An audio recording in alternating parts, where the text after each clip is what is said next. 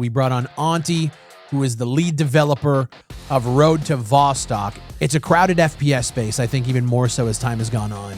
How confident are you going into this launch? I have already kind of mentally prepared for the worst. Console players, get a PC, all right? Dude, I was just going to say, I used to always say that, but now I feel kind of bad with how much everything costs. I'm still going to fucking say it, dude. Okay, it's been a decade. Y'all still playing on PS4s. You know what I do now? And this is a tip, maybe not for you, but maybe for, other people out there. Just tell them to fuck off. What's the worst game engine out there right now? I once tried...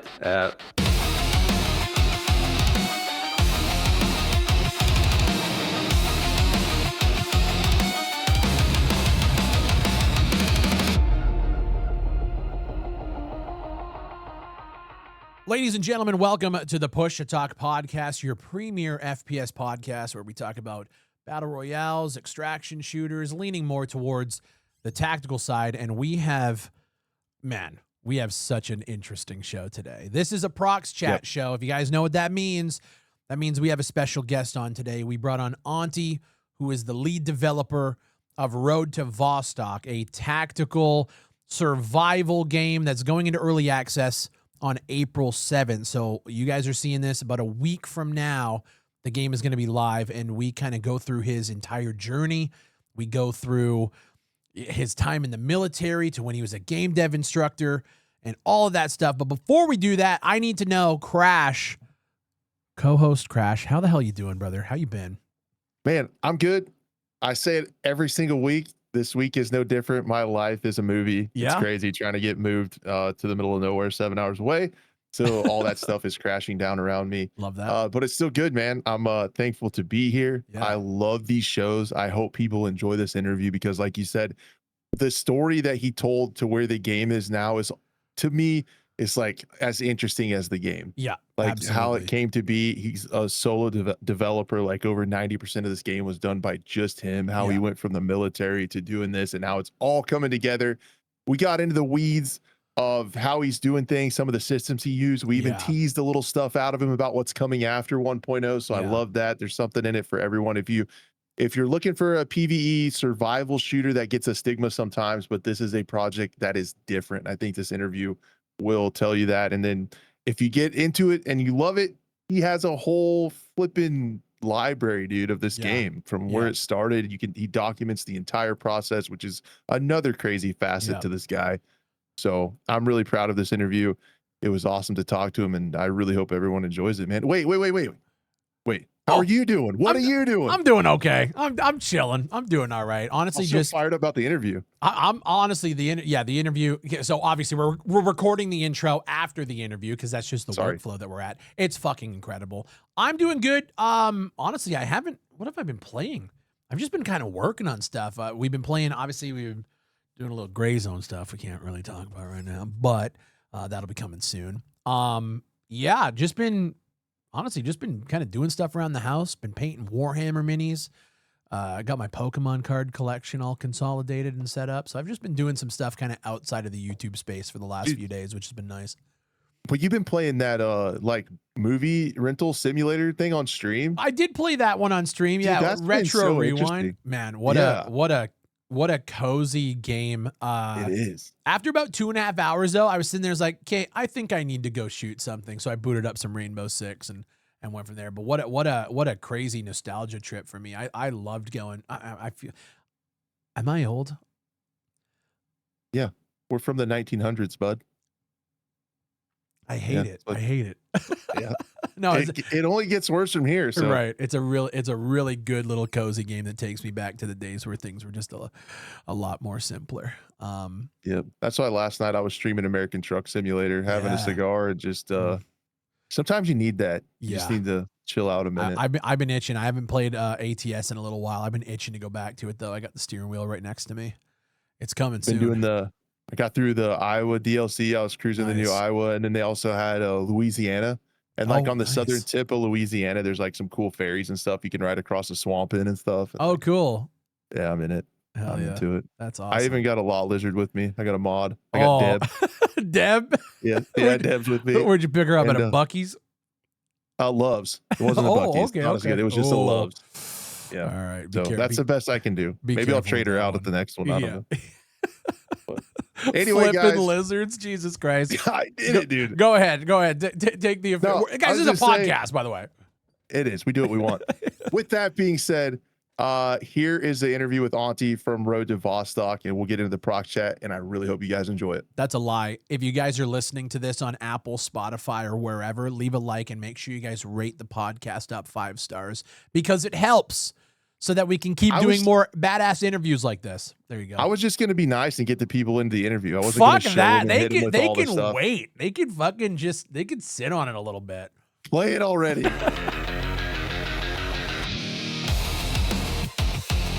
Guys, welcome into a very special edition of the Prox Chat segment. We are honored to be joined, especially this guy is a solo developer for Road to Vostok, and he's 3 weeks out from launch, and he's taking some time to sit down with us. So we're thankful for that.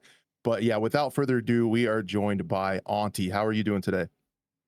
All good here. Thanks for having me. Good. You bet. I should say, how are you doing tonight? Because again, the time zones, it is like midnight for you. So yeah, just adding to the layer of crap that you have to go through to be with us. So we appreciate it, man. Yeah, man. I actually was lucky enough to interview Auntie back in December of 2022. So it's going to be cool. Some of the questions I have framed to kind of re-ask some of those and see how things have changed back on our other podcast, The Scope. So this is going to be good stuff. But just to kick things off and get things going, I kind of would like to get just a summary of your timeline up into starting Road to Vostok. So about kind of like a little bit into your military experience, because I know that shaped how you've kind of looked at the game and stuff like that. So a little bit through your military experience and a short timeline to being an instructor to then take us up to the point where you started Road to Vostok. Sure. I actually recently watched your earlier podcast with Dean Hall, and surprisingly, we have quite a similar background. How the military career lead us to game development. But basically, to summarize, my entire interest towards video games started in full form in 2012, and it was all thanks to Daisy mod, meaning it kind of connects to Dean Hall in this sense also. And when I played that game, I realized that these kinds of survival games, hardcore survival games, have something that lures me in, and I wanted to start making games myself. At the time, I was just finished, or kind of in the middle of my conscript service, which is mandatory in Finland, meaning you are 18 years old when you join the military. And I basically had a laptop in the barracks and played Daisy mod. And when I got out of that conscript service, I landed a job, let's just say, in a high security facility. And when you have a high security facility, there's pretty much no dangerous stuff going on because it's so classified and sealed off, so there's no really outsiders going in. So as a security officer, you have a really boring job to say, because there's nothing going on. And when you have a boring job, you have a lot of time to think about what you want to do in life.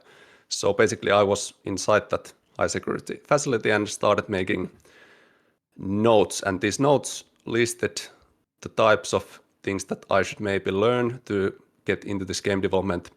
And at that point, I had a game idea for Road to Vostok, meaning 2012. I already know that this is the game that I want to make. Here's the goals that need to happen in order to achieve that goal. But like you obviously would imagine, when you're starting from zero, you don't have a clue of what you should actually learn and do in terms of game development. So coming straight as a gamer and trying to create a career in game development is pretty impossible. At least back in the day, 2012, in Finland, we didn't have really examples.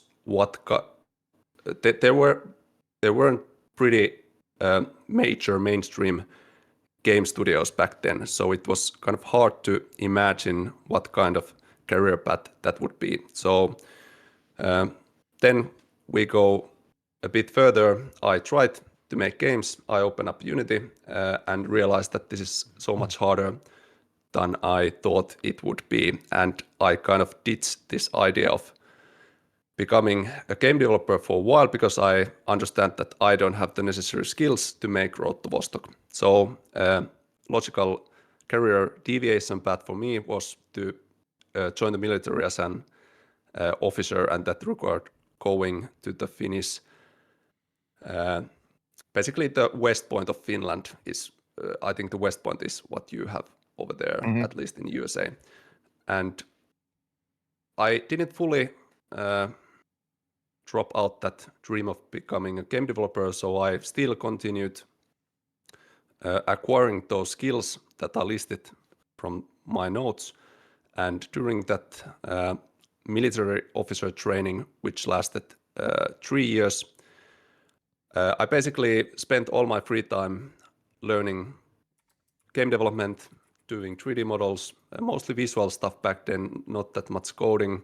And in the side, I also put my foot between the door in terms of being an entrepreneur. So I made few startups related to making websites and all kinds of other non-game dev related, but all those things still connected to game development somehow because, for example, in websites, you have to do a little bit of coding, you have to do graphical elements, UI elements, and all that kind of stuff.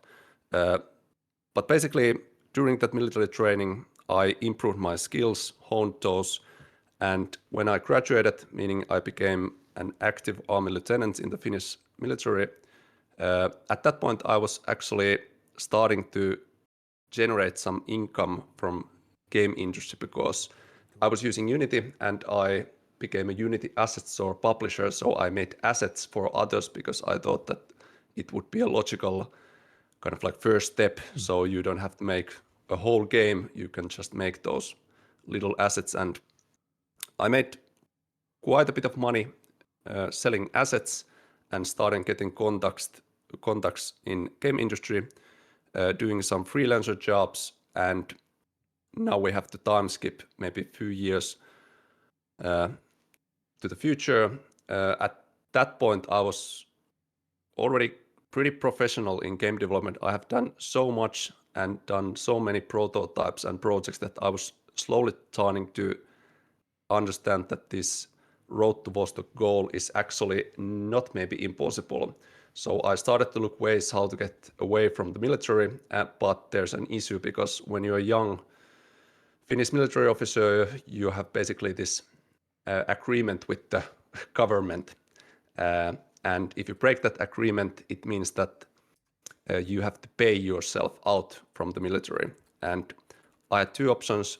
Option one, stick with the military 4 more years so I can get out without paying that. But the second option, meaning I live now and I pay the fine, basically meant that I had to pay a low 5-figure amount of money and take that risk that if I want to pursue this dream of becoming a game developer, it will cost this. So I sold my car, got away military, and landed a job at becoming or being a full-time visual game design teacher in one of the Finnish cities. And that was a great job because being a game development related teacher, you expose yourself to all kinds of game ideas because you cannot decide what the students do. For example, I have zero interest in racing games, but if a student group wants to learn how to make a racing themed game, you as a teacher, or at least good teacher, you have to gain that knowledge of how racing games work. Yeah. So when I did that teaching job 4 years, taught over 200 students and exposed myself probably over 50 game projects, meaning what launched to Steam and so on. So that was a massive knowledge gain within that 4 years. And now we are at the point that I have so much knowledge and skill that I actually thought that I could do this Road to Vostok thing. And I have few prototypes. I made a first devlog on YouTube based on those prototypes, super rough. And being a former military guy, you kind of have all kinds of plan A, plan B, plan C. So I tried to analyze what could be the best possible way to get exposure to that first devlog. And I came to the conclusion that one of my plans that I utilize is that during those years as a teacher, when you have taught so many students, you have this network and web of kind of people who are interested about your work, meaning my former students. So one of the obvious ways that I could get some exposure to the first devlog and kind of get the snowball running is to contact every single student that I ever taught and tell that, hey, here's the game that I've been developing totally secret, and obviously there's an incentive for those students to check out what the Auntie was doing all these years and so on. That's so cool. that was basically how I got the first devlog running. It managed to reach, I think, 600,000 views as a first YouTube video ever made. And since I was already kind of in this, I'm okay taking these risks because I already took a massive risk of resigning from the military. So I took a second risk and decided to resign from that teaching job, which was kind of dream job in many ways also. And then it's all about, okay, now I'm totally without any financial guidelines, and I have to figure out how you found a game studio, because I had no prior experience of that. What kind of accounting, trademarks, all the legal stuff. So that's basically the next hurdle. And slowly learning how to become an entrepreneur, releasing more devlogs. And one of the pivotal moments was that first demo, which in my eyes was totally bad, and I was ashamed of it, but for some reason people found it somewhat good, or almost million views on YouTube for that small, really bare bones test demo, and that created a community around the game and basically allowed a little bit of financial safety, because the Patreon was suggested by the community that is there any way that I could support you. And I was at first totally against the Patreon route. I had other plans how I'm going to find funding for this game, but the Patreon turned out great. I had some financial stability. Then there was one engine switch and all kinds of basically we'll get into daily, that. Yeah, I can't wait to talk about that. day-to-day development all the way to this date, and basically here we are. So, what a story! First of all, Dude, that's a lot to digest. But one of the questions I wanted to ask, and you actually kind of touched on it. We've watched your development, and obviously we've watched all the devlogs we've been following for years. You have, like, your mind, you can even hear it in the way you respond. It's very military hardened. You are straight to the point. You have every, like, boom, boom, boom. And when we talk about all of the devlogs, all the milestones, everything that you've ever set out, like, I struggle to think about a time where you've actually missed a deadline or something that you said was going to be there that isn't. It's interesting to me that the demo came out and you said you were ashamed of it. I was going to ask if you've ever had any sort of, like, self-doubt, or if there was anything that, like, things might have been piling up and you were under some sort of pressure, because from the outside perspective, we don't know. I couldn't tell you. You seem, it looks like you're killing it from the outside. yeah, from the outside, like, you are, I've said it in private conversations with other devs. You are one of the most impressive people that I've seen in the space. Can you kind of go into the self-doubt and why you were ashamed of that first demo? Like, what was your thought process there? Yeah, I think the topic is kind of related that you're always in a hurry and you have to make compromises in order to achieve some milestone in a timely manner. And I really don't want to cause delays. And if I say that something happens at this day, I want that it will actually happen. And when you're in that mindset, which in itself is kind of good mindset, but it also, you have to make so many compromises that you can actually achieve those milestones. And the demo was one of those that I could have put out a so much better demo at that point, but I simply didn't have the time. And I think the metaphor that I have used in one of the speaks that I have done here in Finland is that think that you are maybe you have a skills of a marathon runner, but you only have to run these sprints. So it's kind of annoying that you can't really express and showcase your full capability because you have those short sprints, but you can never actually run your kind of like the main thing where you are good at. And for example, when I was a visual game design teacher, I have quite a good graphical skills, but if you've ever played the Road to Vostok game, the game is not graphically that impressive, and there's all kinds of multiple elements that I'm ashamed because I could do so much better individually. Maybe that's the main point. But when it comes to this, having this military pinpoint mindset, one thing that is also related to this that before all this, I used to play basketball pretty seriously, and I was pretty certain this was way before the military thing, and I was pretty good at it, and it was almost, I was aiming towards being or at least wanting to be a professional basketball player, but I had a pretty bad knee injury, which broke everything from my right knee, and it destroyed that dream at the time. And I was so pissed off that the thing was taken away from me. And for a long time, I felt like that I don't have any skills anymore where I could consider myself being good at.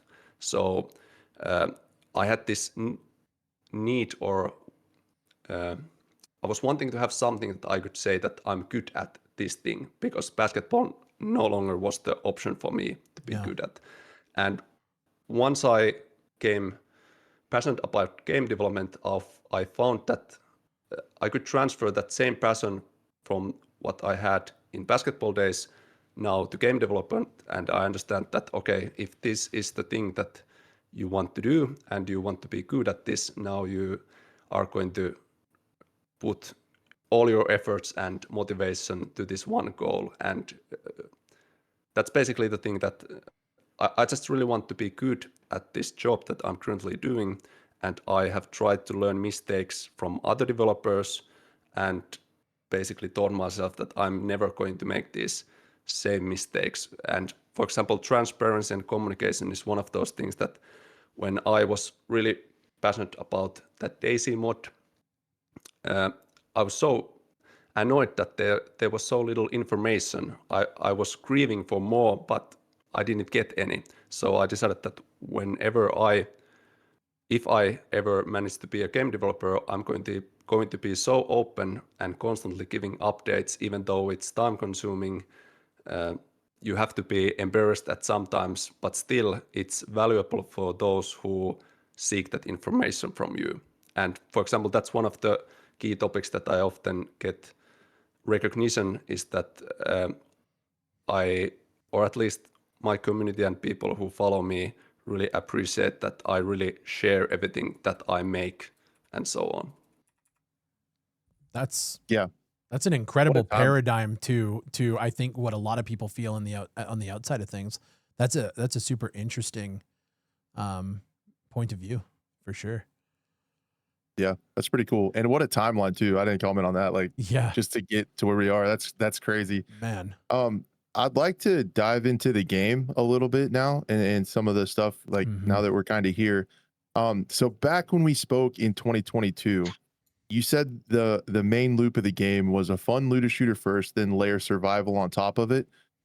So now that you've added all this stuff since we last spoke, you've added dynamic events, multi-shelter systems, seasons, fishing, and all the progression, like fishing. Yeah, of course. You've added all that stuff to it. Has that paradigm remained the same? Is that still the same loop you're after, or has that changed based on demo feedback and just as time's gone on, or is it still how it is? It's actually pretty interesting thing because, like I mentioned, when I worked in that high security facility and took those notes that this is the game that I want to make, I want to have these kinds of features. But the vision for Road to Vostok has stayed exactly like those notes Wow. in 2012, and I haven't changed a single thing. Only thing that I'm considered changing is adding some sort of money system to the game because now there's few design issues for not having any kinds of money or currency in the game. But anyways, the vision has stayed exactly the same. Of course, there are some small caveats and design choices that have to be reconsidered. But when I made that original, I think the professional word is design document, but back in the day, I would not call that a Right. design document.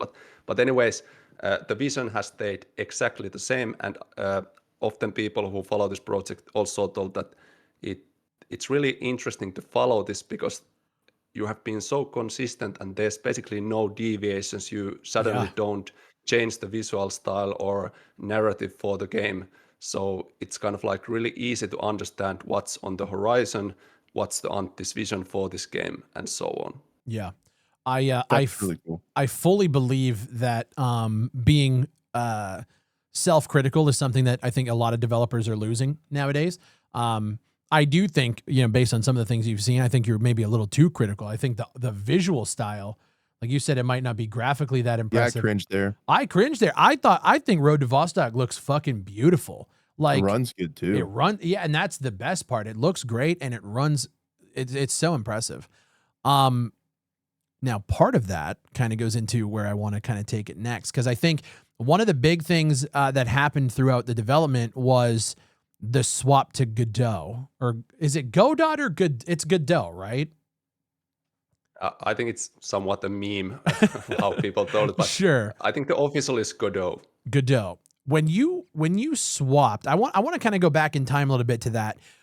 First off, why did you swap? Obviously, there was a lot of shit going on with Unity at the time, but what was that process like of porting all of this work to a new engine? While, and again, back to just the incredibly like consistent nature, you didn't skip a beat. It was like, hey, by the way, we're rebuilding the game in a new engine, and you still hit the milestones. The next devlog was still very impressive. What went into that, and how hard was that transition?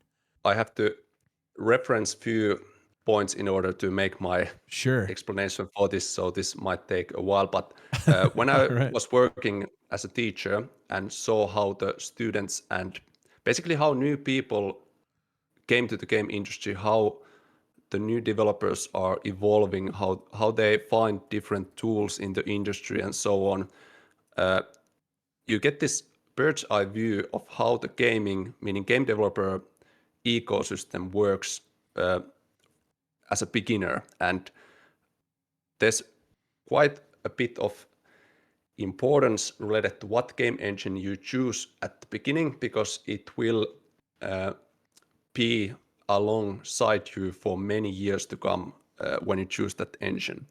And in Finland, Unity has been and is still probably is pretty important because Finnish gaming ecosystem is built mostly around mobile game studios like Rovio, Supercell, all these big Angry Birds, Yeah. Clash of Clans. So since Unity is the obvious choice for mobile studios, Unity Yeah. has a big foothold in Finland.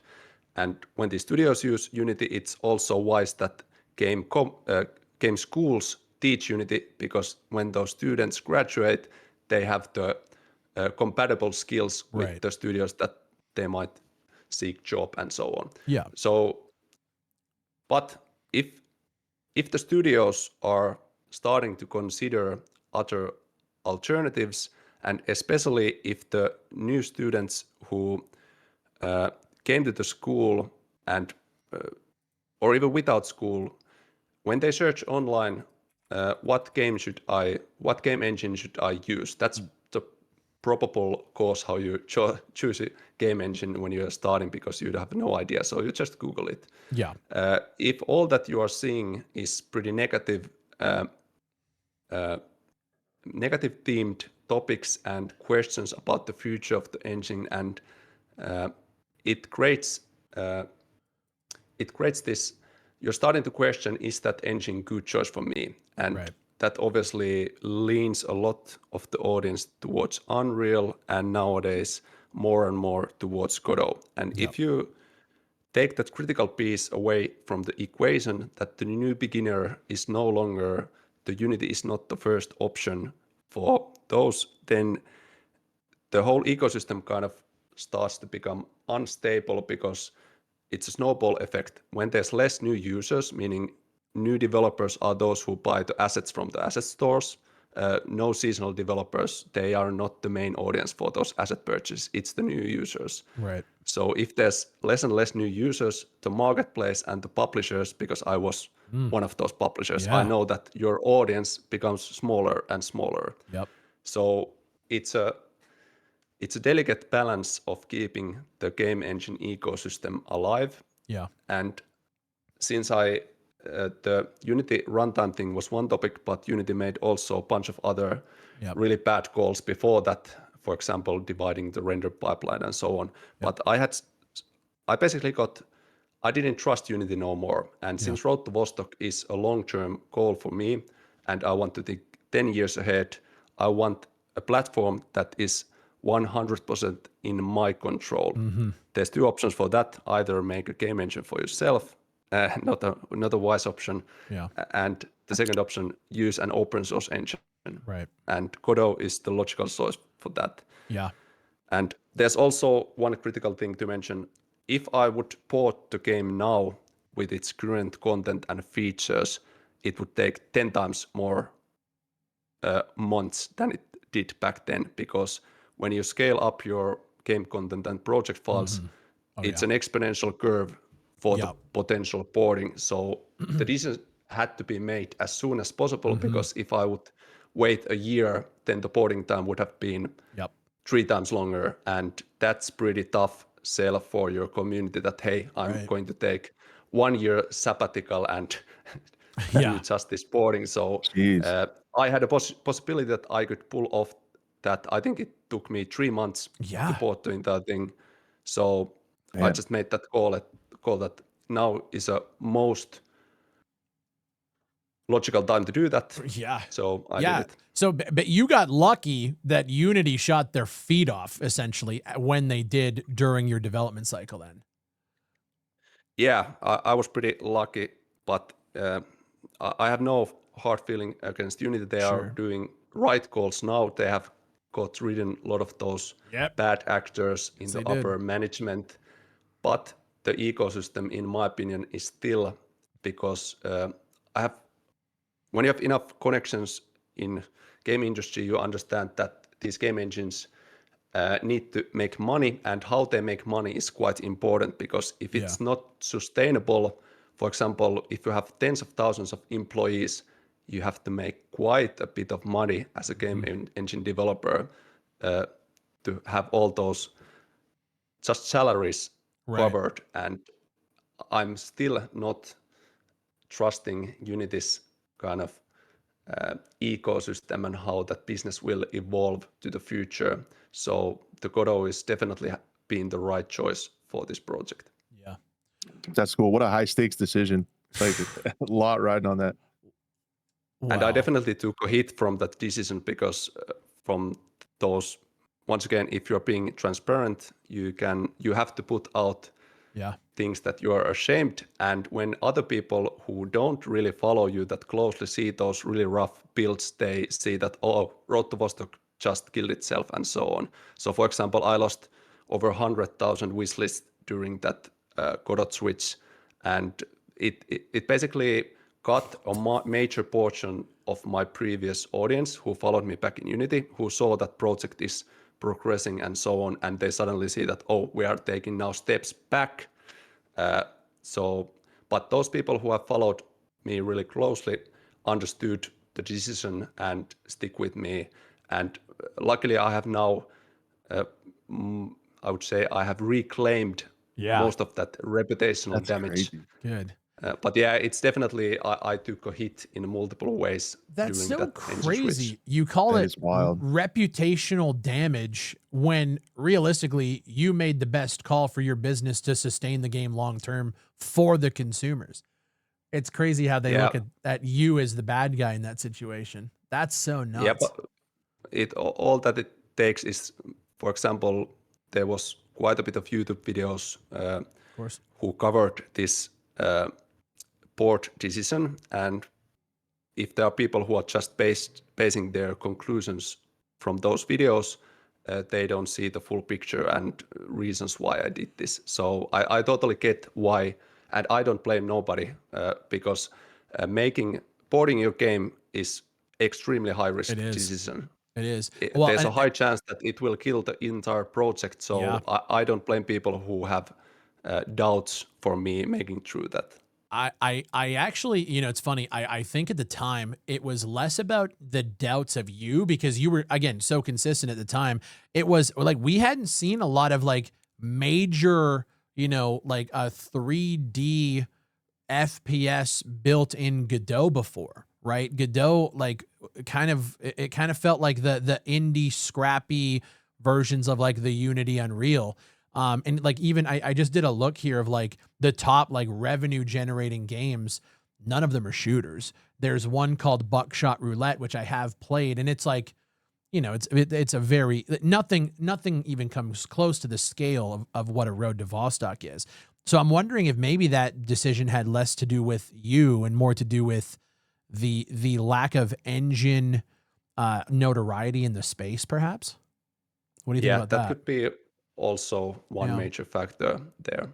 Yeah. I think Wow. it's the toxic YouTubers like Fry. They're at it Bro, again. at it again. Yeah, Hope we're you're we're hope you're killing happy, Fry. we're out here killing games. It's what we do. Yeah, absolutely. I had to say it. I'm But sorry. I also have to mention that even though I lost 100,000 wishlist and quite a big chunk of my community, I also gained a totally new Sure. community in a way because all the developers who were inside the Godot Yeah. ecosystem now notice that, there's now this game coming, Yeah. Road to Vostok, and he's this transparent developer and talking Mhm. about good things about Godot. Maybe I should follow him. So I also gained a lot of, for example, YouTube subscribers Yeah. and other exposure from the Godot community. Well, I genuinely think that you are the one that's leading the charge of putting Godot on the map. I think there's that many eyes on this project, and I think a lot of people are waiting to see how this game turns out on an engine that hasn't been tested in this way before. So I Yeah, think that's maybe really in cool. 3D shooter genre, but for Yeah. example, did you heard about game called Slay the Spire 2 on Yes. Steam? Yes. Yep. And that's made in Godot Yep. and one of the most top-selling games at Yep. Steam right now. So basically, Godot is really capable engine, both 2D and 3D, Yeah. but it hasn't really. I think there haven't been that many really showcase Yep. projects to really emphasize to non-game developers what Well, kind of engine that is. and on top of it, if we want to get into the financials of it, Godot is zero royalty open source, correct? Yeah, it's using Yeah. MIT license, so it's open source. Yeah. So what people don't realize is if you're locked into a Unity or an Unreal ecosystem, we launch transients. We make $1 million in revenue. We owe 5% of that to Unreal. I'm not sure what the Yeah. Unity royalty is, but so It's developer the same. is it 5%? So developers have to plan for that. Even if you creep up, like if you're sitting in, you're at 900,000. And then you get maybe another 20, and then you eventually hit that million, you still have to pay back the 5%. And so for Godot, at least, 5% isn't a lot in the grand. I mean, it could be depending on how things go, but you're sitting there with the zero royalty as well, which is nice. Yeah, I think in Unity you have to obviously pay the seeds licenses for actually using, and then Yeah. I haven't followed really closely how it changed currently, but Yeah. I think the basic formula is that if you make like 100 grand, 200 grand, then you are starting to pay certain percentage of Gotcha. that. And previously I think it was 5%. Okay. Got you. Wow. Holy shit. Nice. That's a crazy story. That is nutty. That's gonna be cool to see. Like, it makes me think of like all the folks we've talked to using different engines and the thoughts that go into that. And I feel like seeing what Slay the Spire is doing and now what Vostok's gonna be, that's gonna be like another step in getting an affordable engine to talented people who can't afford. Who there could that cost of Unreal and Unity could be cost prohibitive for a true indie developer. Yeah. So having these showcase projects on there is going to be really cool. We might get some cool new innovative games from it, from Yeah. making these more mainstream. I also want to emphasize that since this engine topic, I have answered so many questions about it and done all kinds of talks in Finland related to game engines and so on. I think it's really important to understand when you are not a game developer that these game engines are just tools, basically. It's like game developer is a painter, a game engine is the canvas, and you can't really blame the canvas. And for example, I get so many questions and doubts in the community Discord that can the Godot handle this kind of feature, which is basically irrelevant because as a developer, you create those features. If the engine is missing some specific feature, you make that editor feature. Yeah. So there's a misconception about game engines that you don't use the vanilla native engine version that everybody downloads. Yeah. You build the engine for yourself, tailor yourself, and the engine has quite a little bit for the full equation if a project is successful or not. What's the worst game engine out there right now? I once tried CryEngine, and at least in terms of documentation and how easy it is to use, it was so hard to use. That was, I would say, worst, but at least the ceiling cap for using that, I don't even know if kind of like regular people can download it and use it now. But back in the day, way back in the day, when I tried to use that, it was quite a mess. Yeah. Wow. Can it run Crisis? Right. So one of the things I remember that we talked about that stuck out to me back in 2022 was the amount of time before you actually started putting the game together. You spent a significant amount of time on the tools and the systems to do that. Now, one of the things that stuck with me said that you were building a procedural system to be able to add weapons and attachments to the game. Now, 4 years later, I want to know, did that stuff work out? And is it still easy to add guns because of those systems that you worked on in the early stages?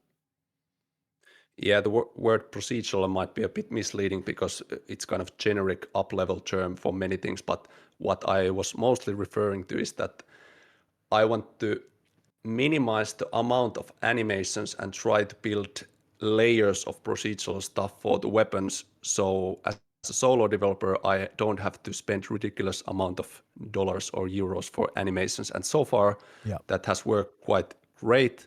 But there's some, of course, it's not that polished because the procedural means just you're running noise pattern and all kinds of hacks to simulate the movement.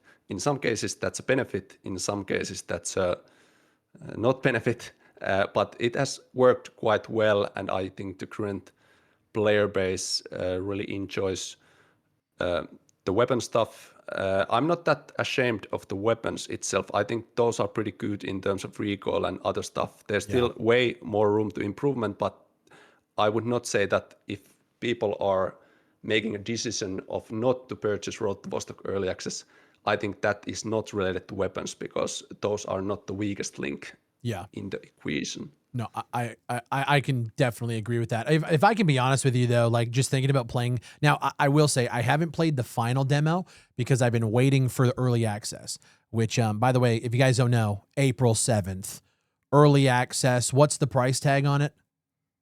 It will launch at 25% launch discount, so the price will be $14.99, and regional pricing is provided by Steam. After those 2 weeks, when the launch discount drops, it's $19.99. Yeah. So for me, who's I've been, outside the fence, just kind of watching from afar throughout all of the processes of having, I mean, you've had a public demo out since I think 2023, and you've been iterating on that and releasing new builds for it. What has been the most valuable piece of feedback that you've gotten from a community member or from the community in general that has actually, did it change a core system? Like what can you, like, what's in your mind for something that you heard that was like, oh, we should do this? I think this depends quite a bit of where I'm at the current production stage, because for example, back in the earlier demos, I Yeah. value different kinds of feedback way Fair more enough. than I do currently. For example, now Yeah. I'm really interested about all kinds of hardware issues, driver Right. problems. So that kind of feedback is really important. But in general, I think one of the key feedback topics that I have learned is the importance of replayability. And for example, now after the early access, there will be a major AI overhaul, and I have really learned and get a lot of feedback from the AI system, how it should work and how it should connect to this replayability term. And there's definitely room for improvement. But I would say my main answer is still that when you're a solo developer, the feedback you are getting is extremely valuable because you have way less time for testing than a development group with lots of people. You don't Yeah. have that quality assurance team behind you. So you simply just don't have time to test everything yourself. But when Yeah. you have hundreds of thousands of players playing your demos at the same time and providing really good feedback Yeah. meaning how it's structured, these kinds of bugs, these kinds of screenshots, this happened at this place. Now you have this tool that you kind of have your quality assurance people in a way. Yeah. So you mitigated some of those solo developer issues for having that community who Yeah. helps. Of course, you don't. The base assumption is not that you release a broken game and community will tell what to fix, Sure. but it has been really helpful that people provide constantly feedback, bugs, and so on. I'm not that keen on uh, kind of like gameplay suggestions because, like Right. mentioned, the vision for the road to Vostok has been exactly the same, and I'm not making any Yeah. because people ask so many. For example, if I would bend over to the people asking multiplayer stuff, Yeah. I would have made bankruptcy multiple years ago. Absolutely. So you really have to stick your mind for some topics. Yeah. You mentioned AI there and how there's room to improve. AI was a major critical point for transients on our launch. How has the journey been to bring that AI to life? And if there's one thing that you think that your AI is doing, whether it's something in their behavior trees or whatever, what can you point to and say that you're proud of when it comes to the actual just overarching AI? In terms of AI architecture, there's multiple approaches. What kind of behavior trees is one of those? In Road to Vostok, I use this so-called behavior mixer, which is basically a code-based randomizer for the behaviors. And in a paper that I really believe that it's the right way to enforce that replayability, so you cannot really predict what the AI does. But the issue is that when you don't have time to produce enough different behaviors, especially since I don't want to spend huge amount of money to animations, you are kind of limited what kind of behaviors you want to do. For example, if I would want really tactile cover behavior, I would need cover animations for that. Yeah. So I'm a bit restricted of those behaviors, and I have to work with quite limited amount of behaviors, so that idea of using this behavior mixer and randomizer doesn't always produce the result that I want because the pool of possible behaviors is small. But I still think that it's a valid choice because in a current form, the AI will definitely give you jump scares, all kinds of unexpected moments because it's so randomized. But sometimes the downside for that, it can also be really stupid, and sometimes it can do really smart stuff. Yeah. So there's not a good balance. So it's either or currently, which I Yeah. really don't like. One thing that we found, a lot of people always look at a game like Fear as kind of the gold standard for AI, and so we took a lot of time and like studied what makes Fear AI smart. And truthfully, they weren't really that smart. What Fear did well is they had contextual voice lines for every action the enemy was doing. So if they were moving to reload and cover, they would call that out. And so if you're a player hiding behind a wall and you hear somebody yell that they're going for cover, that makes it just feel a lot of AI to players is how if it feels smart. And so that's something that we really try to take into account with our game. We didn't hit the mark on it, but yeah, no, that's really, really interesting. AI is one of the hardest things to do in an FPS. So kudos to you for that. Yeah, and also it's important to remember that it's totally different thing to design AI systems for kind of close environment and Yeah. highly manufactured game levels. But for example, in Road to Vostok, you can open every single door you see Right. pretty much. There's now with these dynamic events, there's armored vehicles, there's police vans, boss events. Yeah. So the map isn't static anymore. So it Right. complicates the AI things a lot. For example, if some player would want a specific AI behavior, they have maybe played a game with really tailored designed levels where Yeah. it's totally practical to implement that feature, but game for like Road to Vostok where player has pretty much all the freedom the player can want, it's totally different thing to design that same feature for this game. Yeah. Awesome. So if I remember right, I hope I'm nailing this gameplay loop right. You can definitely correct me if I'm wrong, but I remember the game's like about a dangerous journey from Area 5 and into the border zone and into Vostok, and all of that is overshadowed by the possibility of permadeath. So that's where the tension comes from. How do the dynamic events AI and shelter system add to that loop? Like how does that all work together?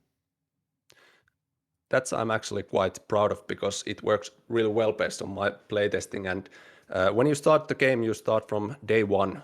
And back in 2012, I wrote this lore element to the game, and that lore has never been part of those demos before. Obviously, I still don't have time to make or money cutscenes and all that fancy lore stuff. But there's a thing called event calendar, which basically lists going from day one this event activates. For example, one of the traders might now return one of the game maps. Okay, if the player goes looting, preparing, day 2 comes. The event list shows, okay, now this different kind of event activates, and this might be a different, for example, the trader event, it's a trader event. But the next event might be so-called dynamic event, which means it's randomized from different possible dynamic events. It can be some aerial event, it can be some hostile event. For example, the day 2 might activate that now there's aerial fighter jets and so on. Then Wow. maybe we go a few days more, and next type of event might be some special lore-based event. For example, there's a cat now in the game, and Yeah. based on the lore, the cat was spooked by those fighter jet, which caused a sonic boom. The cat ran away, and now it's one of the game maps somewhere in the Wow. border zone and so on. And now the player kind of accumulates these more game content as the days go by. Yeah. And at one point, the boss event starts to kick in. For example, I think it's day 8 or something. Now the bandit boss returns to the area of 5. Then in day 10, a different trader activates in some of the maps. So there's this feeling of that there's stuff happening and the game progresses. And when you have reached, for example, day 30, there's so many events available in the dynamic event pool that it really changes the gameplay pretty much. So there's more difficulty. Now there might be 20 different events to choose from, and it creates this nice randomization because you don't get those events every time for different maps, but it creates that replayability. So I definitely think the dynamic events work great with the game idea, but when it comes to shelters, you have 3 game modes to choose from. The first standard mode, you start from the shelter. You have one shelter unlocked. When you find those traders, meaning the trader events activate, they have tasks. And when you complete those tasks, the last task for each trader is so-called key tasks. And those keys can unlock new shelters along the way to this border zone. So when you start the game, you have pretty rough time with the distances because in early access, I think there's 8 maps. And it's in terms of how long you have to walk in order to reach Vostok is so much bigger than the demos. So I really think that this high-level theme that I have been trying to hit, so-called dangerous journey, is really there now because if you don't have those other shelters unlocked, you really don't have those saving places in those other maps. So if you don't have those unlocked, you have to return all that way back to your original shelter. So you have so much more risk of dying in that. But when you complete the tasks, you find those other shelters, you get unlocked. Now you have so much more room to decorate and customize those shelters. Now you might have one main shelter, you can have this small bug out shelter somewhere where you store some of like emergency stuff, medical stuff. That's And cool. it really creates this nice player-driven choice of what kind of shelters you want to utilize. Do you want to have kind of like one main place or multiple main places along the road and so on? Wow. That's and just to be clear, for everybody listening and watching, this is all going to be available day one early access, April 7th, right? Yeah. That's fucking nuts. For $14.99. For $14.99, yeah, for the first 2 weeks, and then it goes to $20. That's insane, man.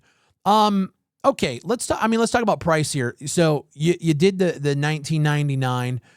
It reflects, I think, sentiments that you've shared with Crash in the past. Audience over profit. You obviously, I mean, clear as day, still feel this way. Yeah. Yeah.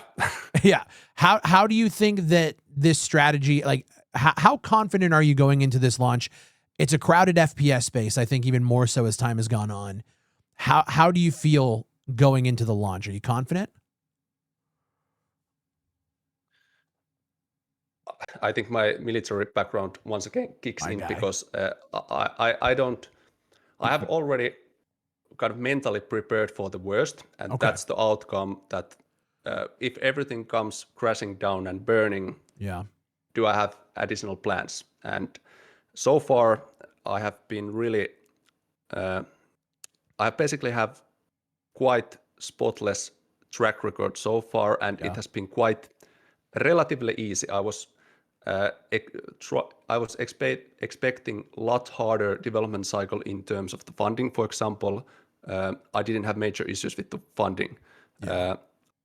And if this now becomes, what I mean by this is that if now is the time to have that first big hurdle and kind of like issue stumbling block, I'm totally prepared for it, and it will not kind of disturb my long-term goals because I have already plans how I'm going to make a redemption arc and so on. My guy. But I really don't think about the early access launch in terms of numbers, what I try to reach. I think all that you can do as a developer, you have given X amount of time and X amount of euros. You spend those resources the best you can. You try to work as best you can, and then the people who are your potential customers will determine if that effort was worth them buying the game. And there's no more thinking about it. And then you will know a few weeks after the launch what the outcome was. Yeah. No, I think you have gone about this in an almost perfect way in terms of like consumers looking for transparent developers. You have, in my opinion, never missed a deadline. So when you're talking about an early access, are you confident in spending a little bit of money in something that might end up? No, Road to Vostok is going to 1.0. Like I could bet my fucking life on it, and I know we would get there. If you don't mind me asking, how many wish lists are you sitting at going into this early access launch? 650,000. Ooh, baby, that's gonna be a great launch. I'm genuinely excited as fuck for you. That's gonna be so awesome, man. But in terms of that confidence, I still think as a consumer, if the game cost $14.99 at launch, I still like to think that it provides some value. Yeah.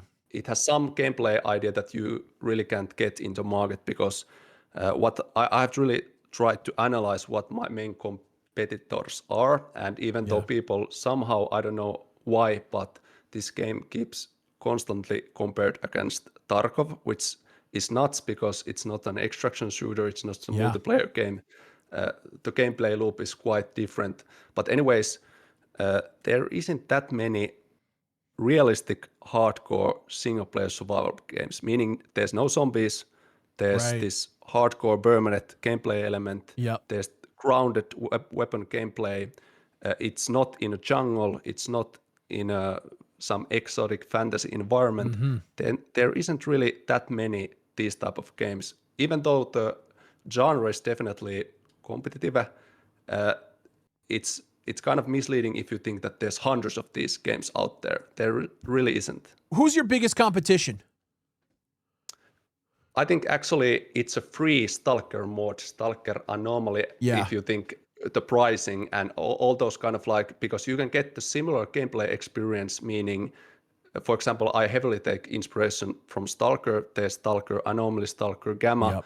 and those are totally free and they have years of modding work. And if you compare against a free, really highly quality mod from an established title to a paying new title, that's a tough call to sell. Yeah. So I'm not that worried about, for example, I don't see I'm competing against Tarkov because it's totally different thing. So I think my main competitors are smaller indie titles.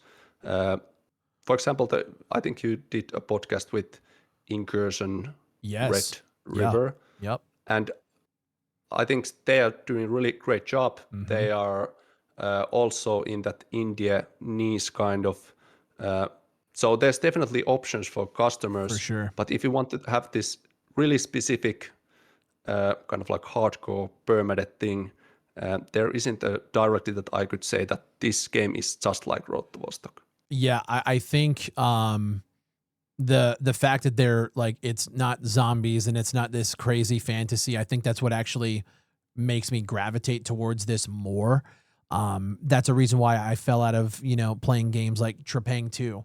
The supernatural element didn't really do anything for me, but I love the gunplay and I love the over the top action. I just love the core grounded feel of Road to Vostok. I think is, that's why I think everybody's here, and I'm excited Yeah. for you. With it, like how everything adds up with it being super grounded in the work he's done Yeah, with the weather, the graphics, the Man. mechanics. It's going to be so easy to get immersed in this. it's a systems driven early access title, and I think that's what a lot of people are looking for now. Yeah, but there's still this hurdle because it's an early access survival game. That Yep. phrase in itself Yep. is pretty scary to overcome, but I have tried to, within these 4 years, I have tried to make everything that I can to alleviate that stigma Yeah, no, from this title. Even though it's going to be, there's bugs, it's definitely not a complete game, yep. but that stigma still is a bit scary in terms of if you just see, oh, Steam has a new game, it's an early access survival game. Right. It's really hard to compete against that stigma. I tell you what, though. All you have. Oh, go ahead. What were you gonna say? I'm sorry. I was just going to say, all you have to do to answer people is just send them the playlist link for your devlogs. Yeah. And that's the answer. Yeah, 100%. It's all there. Yeah. People are gonna yap. You're gonna have the people that are gonna be like, "Oh, it's an early access survival game, yet another one." Okay, fuck them. I don't think you at this point have anything to prove to anybody outside of like, let's get it to the 1.0, right? And I think if you just keep a focus there, you're gonna be just fine. So, Yeah. The one thing I wanted to ask that was Please. your answer was a super strong maybe back then in 2022 was you said maybe co-op would be in the plans after 1.0. Is the needle moved there? please. There's multiple aspects to this topic. First of all, when Road to Vostok using Godot, there has, for example, I think over 50 mods already for the demo, which is pretty nuts that people are spending time and effort towards modding a relatively small demo. But nevertheless, the modding community is there, and I'm pretty sure that at some point, because there's already quite extensive overhaul mods and so on, somebody will try to mod those multiplayer elements in. And at that point, I'm sure those mods are, people have the curiosity to test those multiplayer mods. And in a scenario that one of those potential multiplayer, whether it's co-op or something else, becomes really, really popular, I might look into it more. because I'm kind of forced to, because there's this funny overlap that, for example, bug reports from the mods kind of get mixed in with the basic demo also. So whenever there's something going on with some mod, I'm automatically in the loop because I get those bug reports, and sometimes it's not categorized that it's because of this mod and so on. Right. Oh yeah. So if the modding community starts to lean towards those multiplayer mods, I'm kind of forced to at least look into it.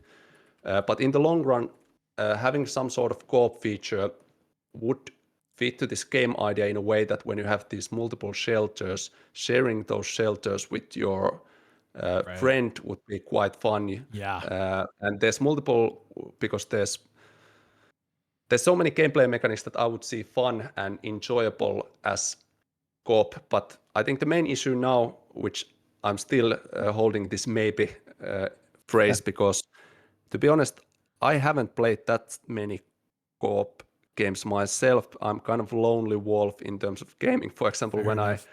I played that Arma 2 Daisy mod and I heard somebody talking in a mic, or at least seeing somebody, I kind of it's kind of scary. I'm not a person who likes to talk with other people online, so I don't have that gaming background to know what people like in co-op games. So I would first at least have to surround myself with other people in terms of gaming and play games together, because I simply don't have that experience. So it would be a bit funny if I would develop co-op features without ever playing co-op Yeah. myself. That's interesting. You know, it's you're such an interesting person because everything you say from your perspective is the exact opposite of how I view you.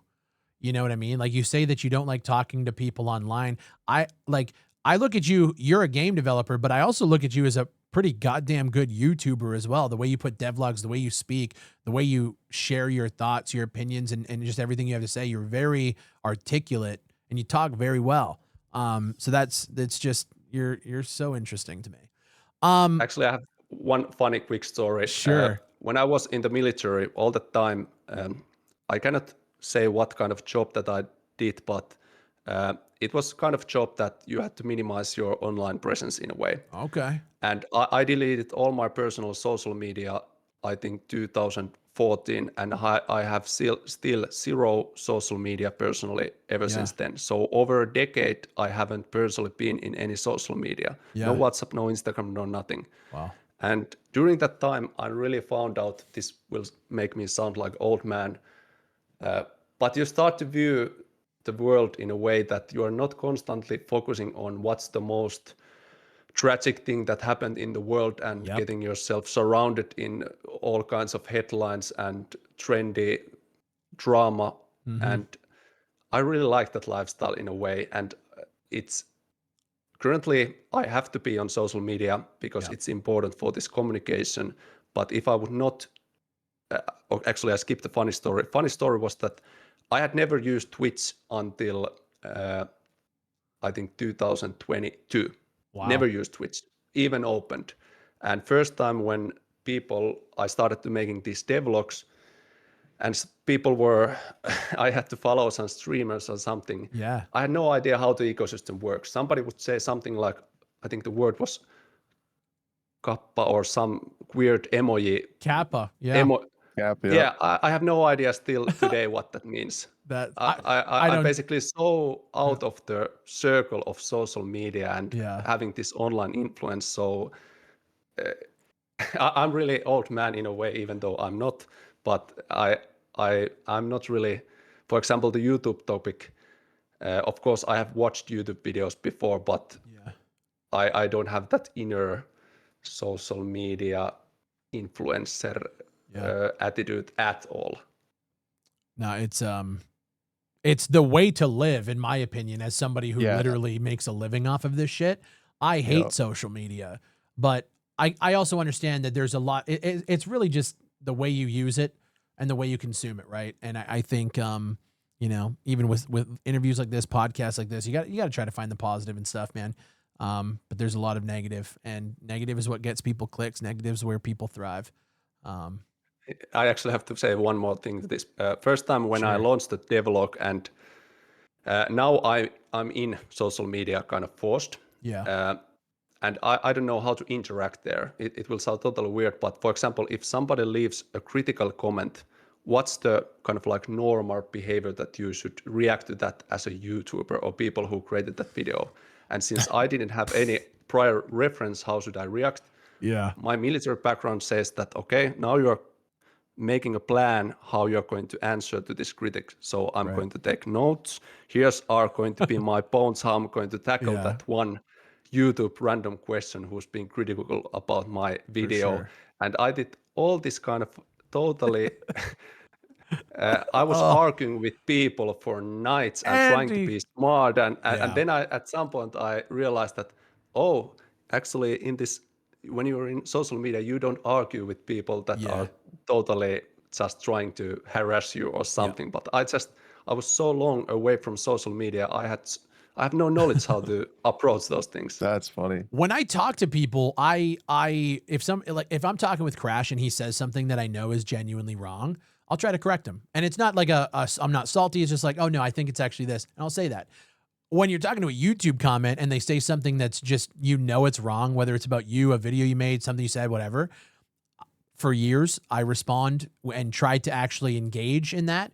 And then you realize after a while that they're wrong, but they're doing it on purpose, or they don't care, Yeah. or They don't actually want to learn anything. they don't actually want to learn anything. And so, you know what I do now? And this is a tip, maybe not for you, but maybe for, other people out there, just tell them to fuck off. That's what I like to do. And then, and that's it. And then you don't look at it again. That's how I handle it now. But After 1.0, Auntie can start his villain arc and Yeah, just tell exactly, everybody to piss off.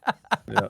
Yeah, and at the same point, I also have to mention that I have been also really privileged that the community that has formed around this title has been super friendly and helpful. Those issues were just in those first devlogs, but over the years, for example, I was so afraid to start a Discord server. Relatively little experience in Discord ever, and my assumption was that it's going to be a total shit show. Moderating it is going to be a nightmare. Yeah. There's going to be bad words and bad images and bad links and all kinds of. But Yeah. to my surprise, the Discord has now 10,000 users. Wow. And even though there's a lot of interaction, it's 99% Yeah. positive, encouraging. People help each other, and for example, all the YouTube videos, whenever I manage to release something nowadays, it's 99% Yep. positive, encouraging. So the community has been really big motivation also for me, because That's great. there's generally great people who follow this project. That's awesome, man. I think that's generally, I think this game appeals to a little bit of an older demographic, and they don't get bogged down. They're kind of in the same boat as like you and guys like us. Like we don't get bogged down in the bullshit. Is the game good? Do you need help with anything? What can we do? Like that's what it's all about. I want to ask about the future beyond 1.0. We kind of talked about the idea of co-op. You've mentioned in the past about building a brand, building a universe, with the Road to Vostok as the IP. What does that look like? And I know people are going to ask it, and you probably already gotten this inundated with it. Will this game eventually come to consoles? There's two parts there. First, are you asking life beyond early access or beyond 1.0? Beyond 1.0. Yeah, that's definitely more towards the brand building side of things. For example, my company name is Road to Vostok Ltd, which indicates that I'm not going to make any other games in my career, because this is the thing that I'm making. So even though Road to Vostok would become a huge success commercially, I'm not doing any other games, because this is my only passion. And then it's all about just expanding the potential. And what I really don't like about video games nowadays is that this industry is so cyclic, meaning if the one thing you try to stick to the wall don't stick, then you are on to the next one and so on. And even if it sticks, it has a relatively long lifespan, and the potential of that game idea never sees the full potential, if you know what I mean. Right. So I really want to walk this game idea all the way to the finish line, whether it takes 20 years, 50 years, no matter what, meaning how you can make world's best single player survival game. What kind of elements need to take place? And those notes that I wrote 2012, I want to kind of like cross all of those notes, and there's a lot of notes to be crossed. And that brand building is, in a way, it's not the main thing. The main thing will always be a game, but if the game is a hoop in a circle, it's in the middle, and there's these side branches that are related to brands. And for example, now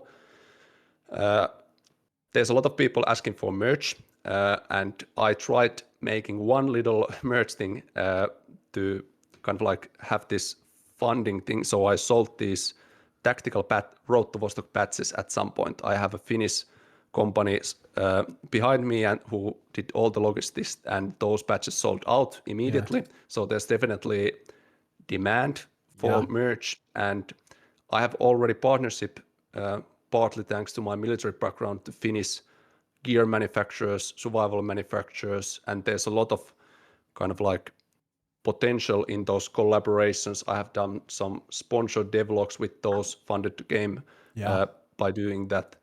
And for example, having unique collaboration products with Road to Vostok name on it would be kind of appealing, but I also understand that it's a bit early to talk about these topics.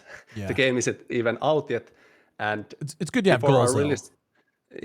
I of course know these goals in my mind in secret, but I'm quite quiet about these things now, because if I would speak to the masses about upcoming merch now, it would easily be seen as a bit too early. The game isn't even out yet. The first thing is that people enjoy the game, and then you can focus on these other methods to monetize and get this brand building going on. Of course, other brand topics are other media stuff, video production. There's of course all kinds of short film production stuff. I was gonna say, and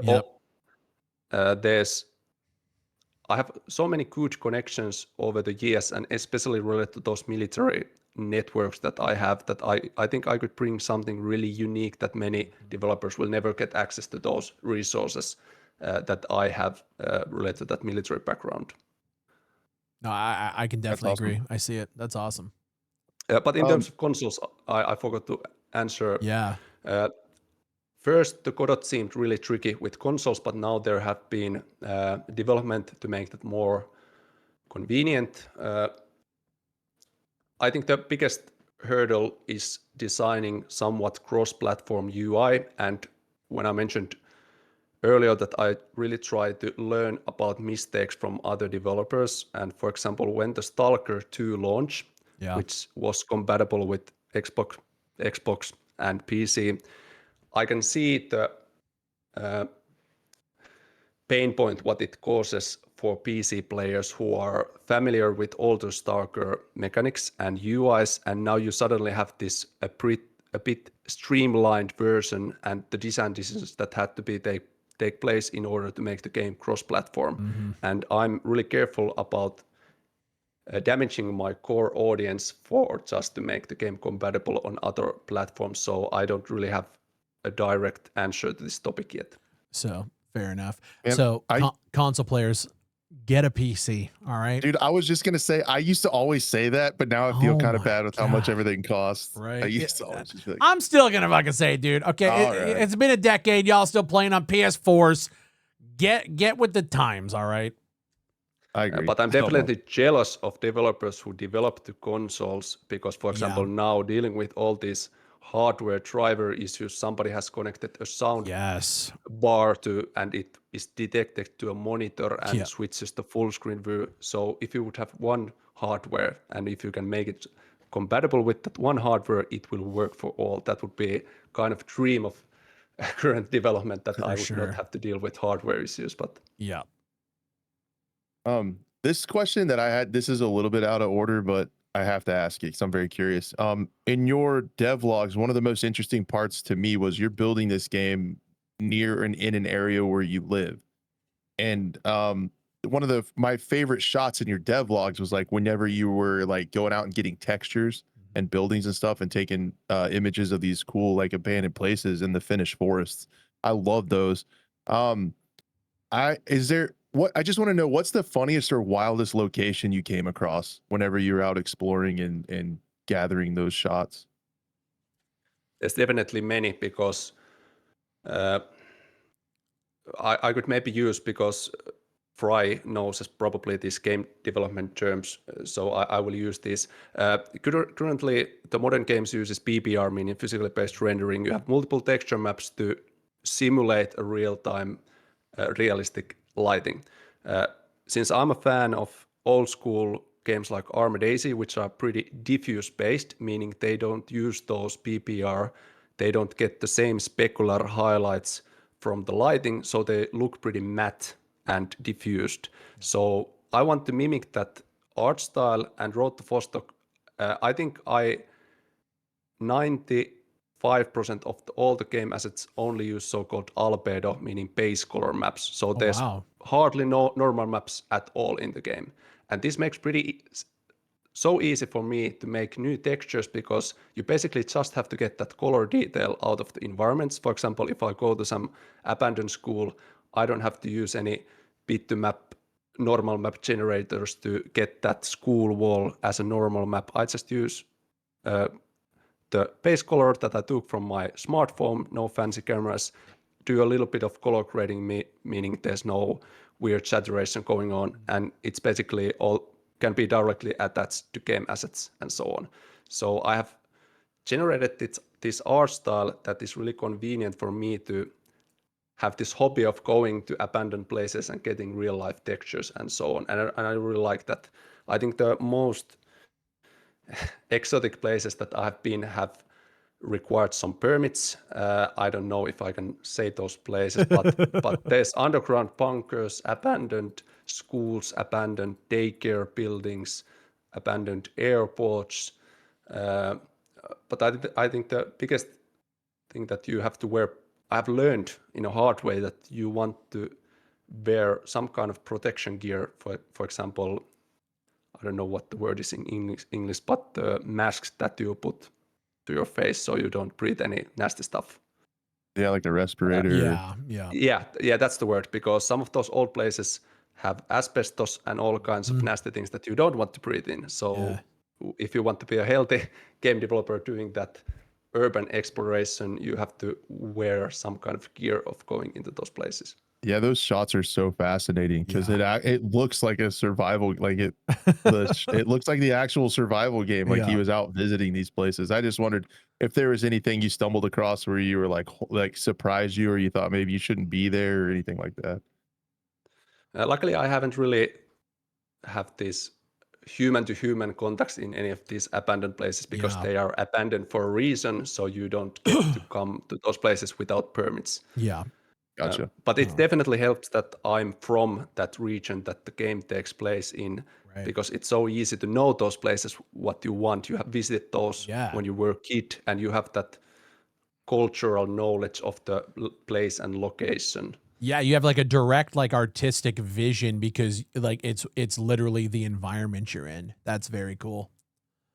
Yeah, and if I want to get access to some place, for example, in one of the locations, I just contacted the city official who I knew. So there's a direct way to ask these permits and so on. Awesome, man.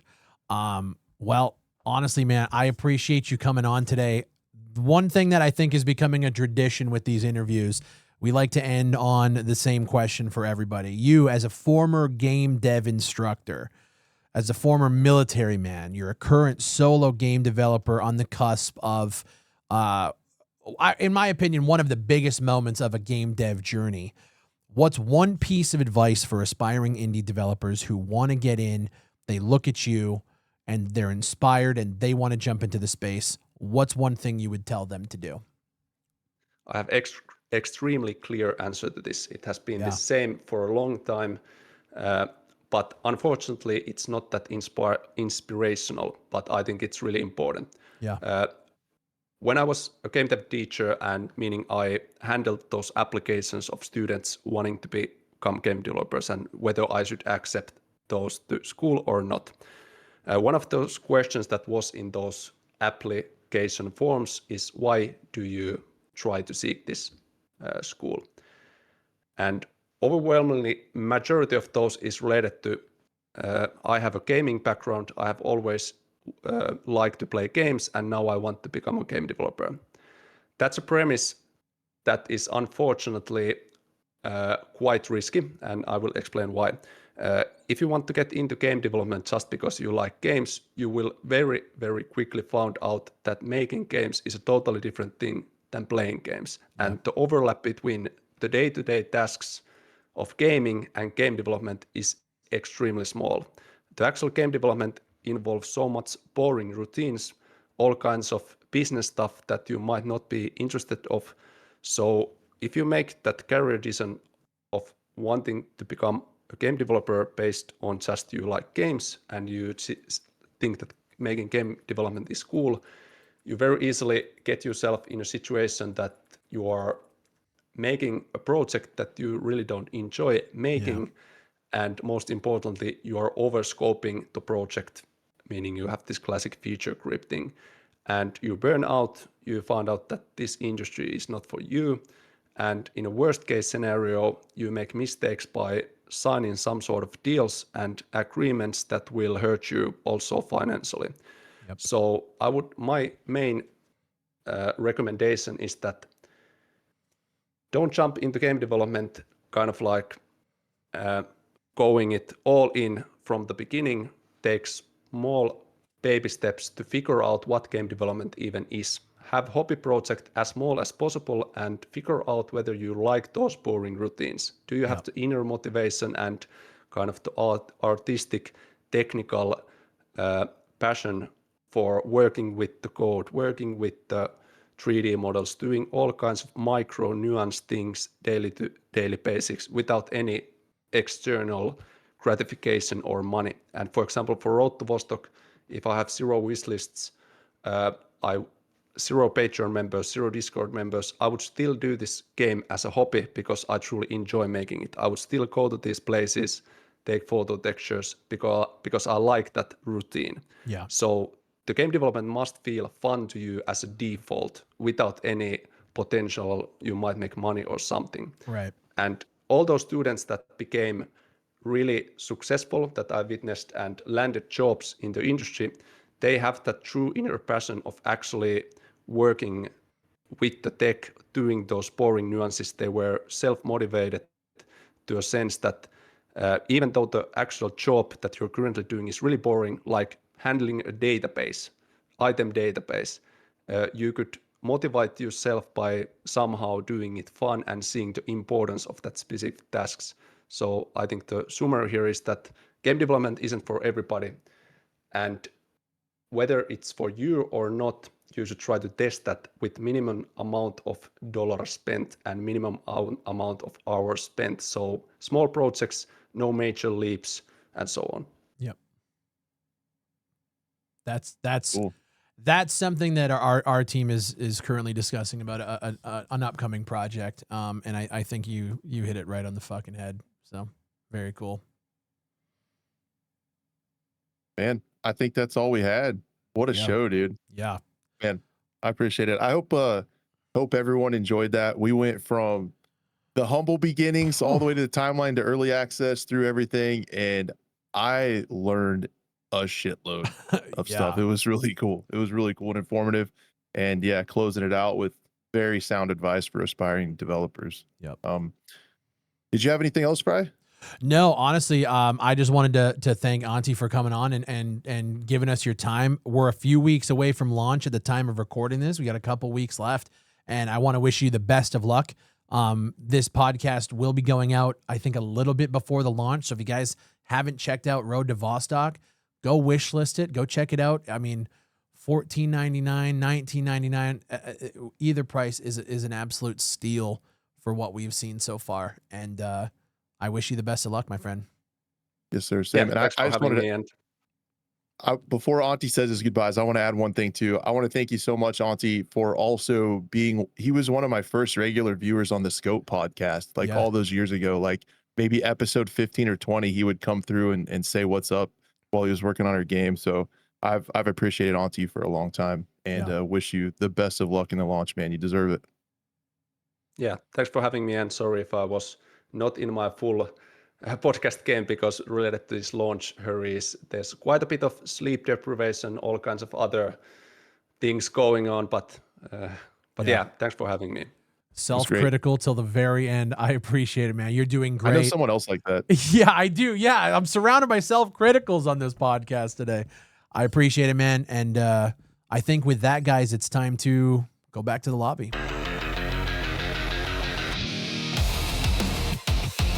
Guys, welcome back to the lobby. Just reflecting on that interview and stuff. I hope you guys enjoyed it. And if you do want to check out the game, like we said at the beginning, it does come out very soon. So you guys can wish list that April 7th. April 7th. Yeah. So it's right around the corner. So definitely check that out if you guys are interested. And I hope you guys gain some knowledge and some behind the scenes on a really cool project. What was your biggest takeaway, Fry? What surprised you the most? Well, honestly, it's not even surprising. It's just like, this is the first time I've spoken to him, and the discipline, like you can see when we ask him a question, he hit, because sometimes we ask like multiple questions in one little, he hits every single one. Everything that you asked him about the AI, these systems, this system, he'll hit, it's meticulous.